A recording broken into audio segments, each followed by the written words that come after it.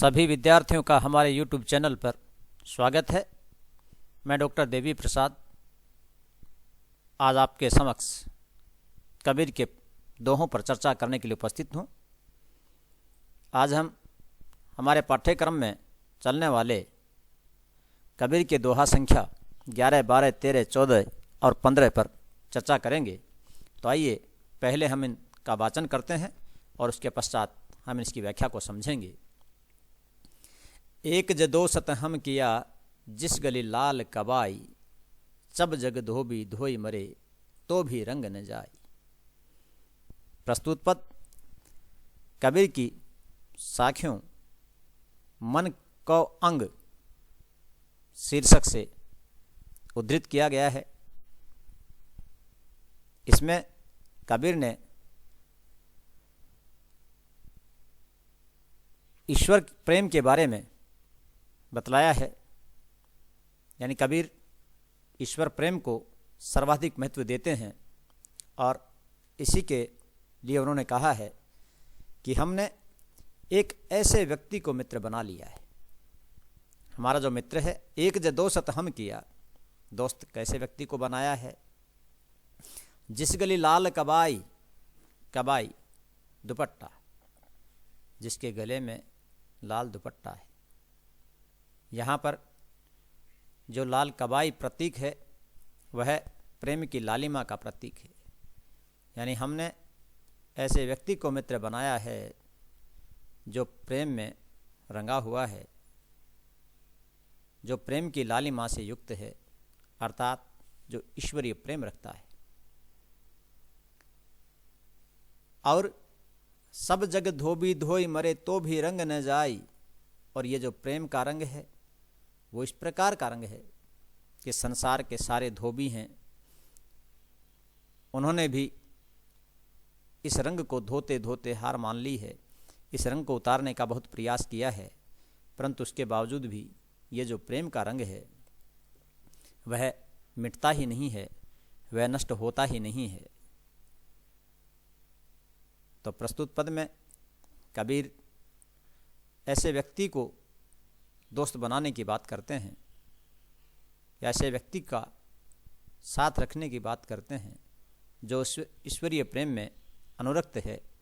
और ईश्वरीय प्रेम के बारे में, इस प्रेम के रंग के बारे में चर्चा करते हुए वे कहते हैं कि प्रेम का रंग इस प्रकार का है कि इसको धोते धोते इसको मिटाने के लिए जो धोबी हैं वो सारे भी थक हार जाते हैं। अर्थात किसी भी स्थिति में इस प्रेम के रंग को मिटाया नहीं जा सकता। विशेष की दृष्टि से देखें तो प्रस्तुत पद में कबीर ने लाल कबाई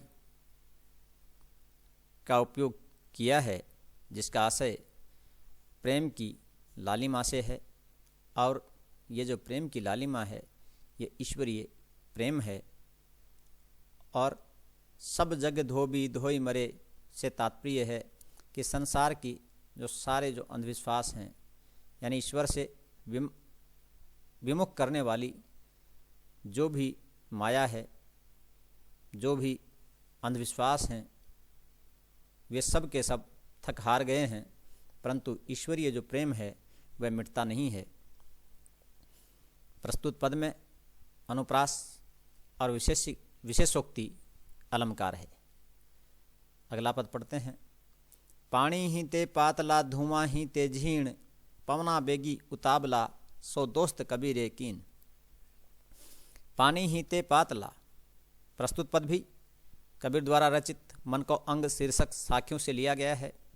और इसमें भी कबीर प्रेम का ही चित्रण करते हैं। पानी ही ते पातला, कबीर कहते हैं कि जो मित्र मिला है वो किस प्रकार का है। वह तो पानी से भी महीन है, पतला है, और धुएं ते भी झीण, और धुएं से भी क्षीण है, और पवन से भी तेज वेग वाला है। यानी वो जो कबीर किसको मित्र बना रहे हैं? कबीर उस परम पिता परमेश्वर को मित्र बना रहे हैं, वही उनके लिए सब कुछ है। तो वे कहते हैं कि उनका जो मित्र है वह इस प्रकार का है कि वह पानी से भी पतला है, धुएं से भी क्षीण है, पवन से भी तेज है, तेज गति वाला है। यानी वह परमपिता परमेश्वर जो है वह इस प्रकार का है। पवना बेगी उतावला दोस्त कबीरा कीन, कबीर ने तो उसी को दोस्त बना लिया है। तो प्रस्तुत पद में कबीर मन को ही सब कुछ मानते हैं और इंद्रियों को नियंत्रण करने पर ही ईश्वर की प्राप्ति समझते हैं। प्रस्तुत पद में कबीर के सखा भाव का चित्रण दिखाई देता है। कबीर ने प्रस्तुत पद में पानी, धुआं और पवन इन तीनों को विशेषण के रूप में काम में लिया है। यानी वो जो उनका जो दोस्त है वह पानी से पतला है, धुएं से क्षीण है और पवन से भी उतावला है, तीव्र वेग वाला है। प्रस्तुत पद में अनुप्रास अलंकार का प्रयोग हुआ है। कबीर तुई पलाड़ियाँ चाबक लिया हाथी, दिवस थका साईं मिले पीछे पड़ी हैं राती। तुरी का अर्थ होता है घोड़ी और पलाड़ियाँ का अर्थ होता है जीन। जिस प्रकार कोई सवार घोड़ी पर चढ़ने के लिए जीन कसता है, उसी प्रकार कबीर कहते हैं कि मैंने अपने इस मन रूपी घोड़े को वश में करने के लिए यहाँ पर मैंने चाबुक कस लिया, चाबुक ले लिया है, हाथ में चाबुक ले लिया है और इसके ऊपर जीन कस ली है। यानी मन रूपी इस घोड़े को या घोड़ी को वश में करने के लिए मैंने इसके ऊपर हाथ में चाबुक ले लिया है और इसके ऊपर जीन कस ली है। दिवस थका साईं मिले और मुझे दिन रहते हुए ही, दिवस थका दिन रहते हुए ही साईं से मिलना है। पीछे पड़ी है राती, क्योंकि बाद में तो रात हो जानी है, रात हो जाना मृत्यु हो जाना। मुझे दिन रहते हुए उस परम पिता परमेश्वर से प्राप्त कर लेना है, उससे साक्षात्कार कर लेना है, क्योंकि बाद में तो रात हो जाएगी, अर्थात बाद में तो मनुष्य मृत्यु को प्राप्त हो जाएगा। इसलिए रात हो जाने से पहले ही, दिवस में ही, यानी यह जीवन रहते हुए ही मुझे उस परम पिता परमेश्वर से साक्षात्कार कर लेना है। विशेष की दृष्टि से देखें तो कबीर ने मन को वश में रखकर समस्त भोगों से निवृत्त होकर उस ईश्वर की भक्ति करने का संदेश दिया है। और अगर मनुष्य मन को वश में कर लेता है तो वह इसी जीवन में, इसी जन्म में उस परम पिता परमेश्वर का साक्षात्कार कर सकता है, उसे प्राप्त कर सकता है। प्रस्तुत पद में रूपक और समासोक्ति अलंकार देखने को मिलते हैं। कबीर तुरी पलाड़ियाँ चाबुक लिया हाथी, दिवस तका साईं मिले पीछे पड़ी हैं राती। मन रूपी इस घोड़ी को कबीर ने वश में कर लिया है और चाबुक हाथ में ले लिया है और वह दिन रहते हुए उस परमपिता परमेश्वर से मिल लेंगे या मिलना चाहेंगे और उसके बाद में तो वे मृत्यु को प्राप्त हो जाएंगे। यहाँ पर कबीर इस प्रस्तुत पद के द्वारा सामान्य व्यक्ति को भी संदेश देते हैं कि अगर तुम्हें उस ईश्वर को प्राप्त करना है तो तुम्हें इस मन रूपी घोड़ी को वश में कर लेना है, इसके ऊपर जीन कस लेनी है और चाबुक हाथ में लेकर इसे अपने इच्छा के अनुसार चलाना है, मन के अनुसार तुम्हें नहीं चलना है और इस जीवन में ही तुम्हें साईं से मिलना है। अगर तुम ऐसा करते हो तो तुम इस जीवन में ही साईं से मिल लोगे, अन्यथा तो बाद में रात हो जाएगी, अर्थात बाद में तुम मृत्यु को प्राप्त हो जाओगे। इसलिए तुम मन को वश में करके और उस परम पिता परमेश्वर को प्राप्त करो। मनवा तो अधरा बसा बहुतक झीणा होई, आलोकत सचु पाइया कब हुन न्यारा सोई। प्रस्तुत पद में कबीर कहते हैं मनवा तो अधरा बसा, ये मन जो है वो तो अधर में बसा हुआ है। कबीर कहते हैं कि मन को उस अधर में बसे हुए उस ईश्वर के अधर में बसना, यानी कि मेरा जो मन है वो तो अधर में बस गया, अर्थात उस परम शून्य में बस गया है। बहुतक झीणा होय, जो बहुत ही सूक्ष्म है, यानी वो जो परम तत्व जो है वह बहुत ही सूक्ष्म है। कबीर ने एक दोहे में और भी कहा है, पानी ही ते पात्रा पानी से भी पतला कहा है उस ईश्वर को। मनवा तो अधरा बसा, मेरा जो मन है वह तो उसी परम पिता परमेश्वर में, उस सूक्ष्म में बहुतक झीणा होई, वो जो झीण है, जो बहुत ही सूक्ष्म है, यानी जो परम तत्व है, उसमें मेरा मन समा गया है। आलोकत सचु पाइयु, आलोकत, आलोकत का अर्थ है देखना, सचु पाइयु, और मैंने तो उस सत्य को प्राप्त कर लिया है, उस परम तत्व को प्राप्त कर लिया है। कब हुन न्यारा सोई, और उससे मैं अब कभी भी न्यारा नहीं हो सकता, अलग नहीं हो सकता। यानी मेरा मन जो है वह तो उसी परम तत्व में, उसी झीण तत्व में, उसी सूक्ष्म तत्व में, उसी परम तत्व में रम गया है, और मैंने तो उस सत्य को प्राप्त कर लिया है, और अब मेरा मन कभी भी उससे विमुख नहीं हो सकता।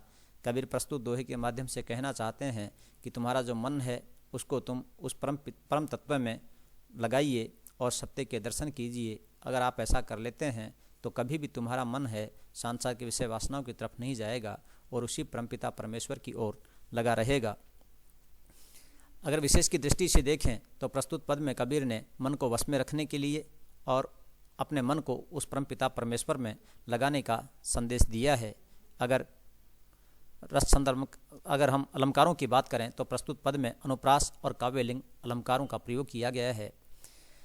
काव्यलिंग अलंकार वहाँ होता है जहाँ पर किसी बात का सकारण समर्थन किया जाए। तो मनवा तो अधरा बसा, आलोकत सचो पाइए, अगर हम आलोकत सचो पाइए, कब हुन न्यारा होय, अगर उसको प्राप्त कर लेंगे सत्य को तो कभी भी उससे अलग नहीं हो सकता। तो यहाँ पर सकारण समर्थन किया गया है, इसलिए यहाँ पर काव्यलिंग अलंकार है। मन न मार्या मन करी सके न पंच प्रहारी, सीला साँच श्रद्धा नहीं इंद्री अजहू उधारी। प्रस्तुत पद में कबीर मन को नियंत्रण करने की बात करते हैं। जैसा आप जानते हैं ये जो समस्त पद हैं ये कबीर द्वारा रचित या कबीर द्वारा कहे गए मन को अंग शीर्षक से लिए गए हैं, और इनमें इन सभी दोहों में कबीर मन को नियंत्रण में रखने की बात करते हैं। मन न मार्या मन करी सके न पंच प्रहार, कबीर कहते हैं कि हे मनुष्य, हे जीव, तू इस मन को तो मार नहीं सका, और सके न पंच प्रहार, और जो पंचमकार हैं, जो काम क्रोध मद लोभ मोह, ये जो हैं इनमें ही तू उलझा हुआ है और इन पर प्रहार नहीं कर सका, अर्थात इनको तू नियंत्रण में नहीं रख सका, इसलिए तू उस ईश्वर को भी प्राप्त नहीं कर सका है। और फिर कहते हैं शील साँच श्रद्धा नहीं, न तो शील ही है, न सत्य है, और न श्रद्धा भाव है, और इंद्री अज हो उधारी, और तुम्हारी जो इंद्री हैं वो आज भी अनियंत्रित हैं, आज भी तुम इंद्रियों के वश में हो, आज भी तुम काम वासना के वशीभूत हो, इसलिए तुम उस परम पिता परमेश्वर को प्राप्त नहीं कर पा रहे हो। इसलिए तुम वे संदेश देते हैं कि मन को मार करके मन को नियंत्रण करो, और ये जो पंच हैं यानी काम क्रोध मद लोभ मोह ये हैं, इनको नियंत्रण में करो और इंद्रियों को नियंत्रण में करो, और अपने मन में शील श्रद्धा और सत्य को धारण करो, तभी तुम ईश्वर को प्राप्त कर सकते हो। विशेष की दृष्टि से देखें तो प्रस्तुत पद में कबीर मन को नियंत्रण में रखकर धैर्य दया सत्य शील श्रद्धा आदि को धारण करने का संदेश देते हैं, और इंद्रियों को नियंत्रण में करने का संदेश कबीर देते हैं। प्रस्तुत पद में अनुप्रास यमक और काव्यलिंग अलंकार प्रयुक्त किए गए हैं। इस प्रकार आज की व्याख्या में आपने कबीर के इन पदों की व्याख्या को सुना। आपका बहुत बहुत धन्यवाद। मिलते हैं कबीर के नए पदों के साथ में। Thank you.